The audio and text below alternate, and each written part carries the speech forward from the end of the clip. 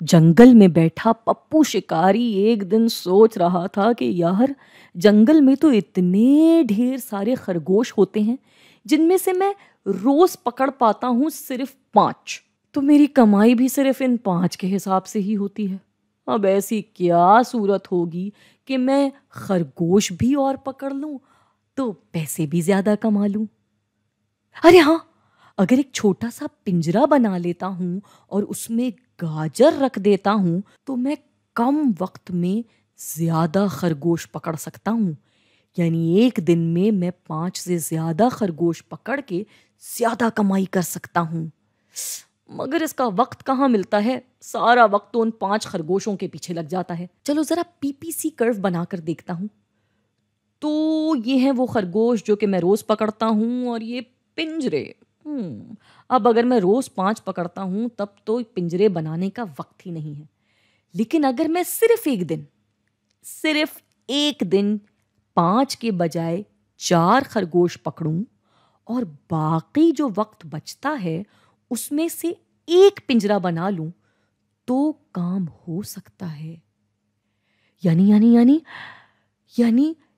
ایک پنجرے کا مطلب ہے کہ میں اگلے دن خرگوش 4 کے بجائے 6 پکڑوں گا صرف ایک دن میں۔ یعنی میں نے اگر ایک دن کاروبار کی خاطر تھوڑا سا فائدہ خود اٹھانے کے بجائے وہی وقت اور اس کا فائدہ کاروبار میں لگا دیا تو کاروبار کو نقصان ہونے کے بجائے مزید فائدہ ملے گا۔ ارے واہ! اور اگر 1-2 دن میں نے دوبارہ یہی کام کر دیا تو یعنی کاروبار کو مزید فائدہ۔ زبردست! جی ہاں، تو یہ تو بات ہوئی پپو شکاری کی، لیکن یہ بات صرف پپو شکاری کو ہی نہیں بلکہ معاشیات کے ہر طالب علم کو پتہ ہونی چاہیے کہ سرمائے کی خاطر اگر کاروباری آج تھوڑا سا مالی آرام خود پہ لگانے کے بجائے کاروبار پہ لگائے گا تو کل کو کاروبار کا ہی فائدہ ہوگا۔ شاید آج اگر وہ بہت مہنگی گاڑی نہ خریدے اور وہ پیسہ اپنے کاروبار پہ لگا دے تو کاروبار اس کو مزید فائدہ دے گا، تو آج جو گاڑی اس نے چھوڑی ہے ہو سکتا ہے کل کو وہ ویسی 2 گاڑیاں خرید سکے۔